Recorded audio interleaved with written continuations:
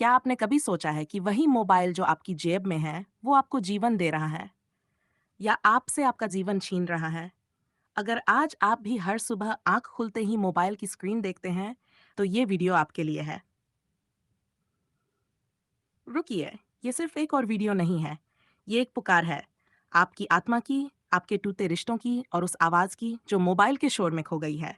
Video को पूरा सुनिए और अगर ये आपके दिल को छू छू जाए तो इसे लाइक जरूर करिए। चैनल को सब्सक्राइब करिए क्योंकि हम हर दिन लाते हैं ऐसे ही परमेश्वर के वचन और जीवन बदलने वाली सच्चाई जो आपको फिर से जीना सिखा दे। अब आंखें बंद कीजिए और आत्मा की गहराई में उतरते इस सत्य को सुनिए। से आज की दुनिया में मोबाइल हमारे जीवन का हिस्सा बन चुका है। सुबह उठने से लेकर रात सोने तक हर पल हम मोबाइल के साथ रहते हैं। ये एक उपकरण है जो हमें दुनिया से जोड़ता है, लेकिन क्या यह हमें परमेश्वर से दूर कर रहा है? बाइबल कहती है, मत्ती अध्याय 6 पद 33, पहले तुम परमेश्वर के राज्य और उसकी धार्मिकता की खोज करो, तो ये सब वस्तुएं तुम्हें मिल जाएंगी। लेकिन आज क्या हो रहा है? हम पहले मोबाइल देखते हैं, परमेश्वर को नहीं। मोबाइल का उपयोग बुरा नहीं है, ये एक साधन है, पर जब साधन साथी बन जाए, तब जीवन की दिशा भटक जाती है। नीति वचन अध्याय 4 पद 23 में लिखा है, सबसे अधिक अपने मन की रक्षा कर, क्योंकि जीवन के स्रोत वहीं से निकलते हैं। लेकिन हम क्या कर रहे हैं? सोशल मीडिया पर इतने डूब गए हैं कि आत्मा की भूख को नजरअंदाज कर रहे हैं। फिलिपियों अध्याय 4 पद 8 कहता है, जो कुछ सत्य है, जो कुछ आदरणीय है, जो कुछ न्यायपूर्ण है, जो कुछ पवित्र है, उन्हीं बातों पर ध्यान लगाया करो। पर क्या हम यही कर रहे हैं? नहीं, हम मोबाइल पर अपवित्र, निरर्थक और भ्रमित करने वाली चीजों को देख रहे हैं। यूहन्ना पहला पत्र अध्याय 2 पद 15 में लिखा है, इस संसार से और जो कुछ संसार में है उससे प्रेम न करो। यदि कोई संसार से प्रेम करता है तो पिता का प्रेम उसमें नहीं है।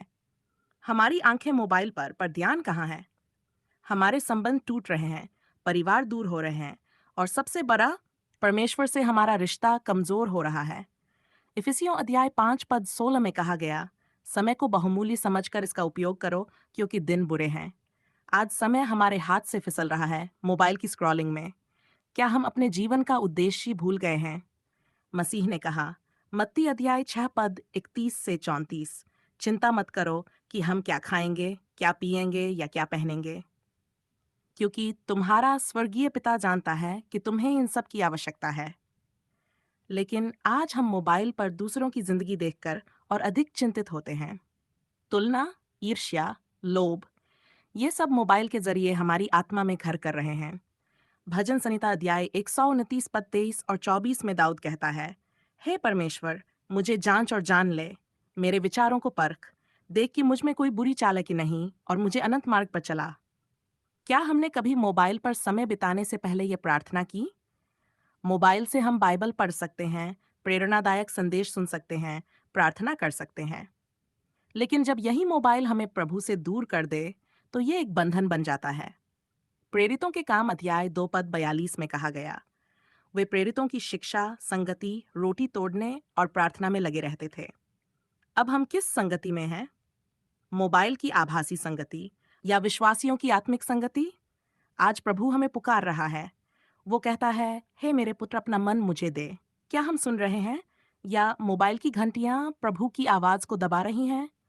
परमेश्वर हमसे सिर्फ एक चीज चाहता है, हमारा संपूर्ण मन, संपूर्ण समय, संपूर्ण प्रेम।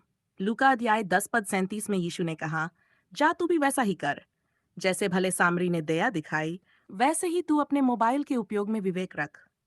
आज एक निर्णय लेने का दिन है। क्या हम मोबाइल को साधन बनाएंगे परमेश्वर की महिमा के लिए या अपने जीवन की गाड़ी को इससे कुचलने देंगे? भजन संहिता अध्याय 119 पद 11 में दाऊद कहता है, मैंने तेरा वचन अपने हृदय में रख लिया है ताकि मैं तेरे विरुद्ध पाप न करूं। आइए, हम भी ऐसा करें। आज ही अपने मोबाइल में बाइबल ऐप खोलिए, प्रभु का वचन पढ़िए, सोशल मीडिया से ज्यादा आत्मा की भूख को तृप्त कीजिए, प्रभु से प्रार्थना कीजिए, हे प्रभु यीशु, मेरे समय पर, मेरी आंखों पर और मेरे विचारों पर तू अधिकार कर। मोबाइल को एक आशीर्वाद बना, न कि मेरे जीवन का शत्रु। आमीन। अगर ये वचन आपके हृदय को छू गया हो, तो इस सेवकाई को आगे बढ़ाने में हमारा साथ दें। इस वीडियो को लाइक करें, कोई भावनात्मक कमेंट जरूर छोड़ें और ऐसे ही आत्मिक वचनों के लिए चैनल को सब्सक्राइब करें। आपका एक छोटा सा सहयोग किसी और की आत्मा तक यीशु का प्रेम पहुंचा सकता है।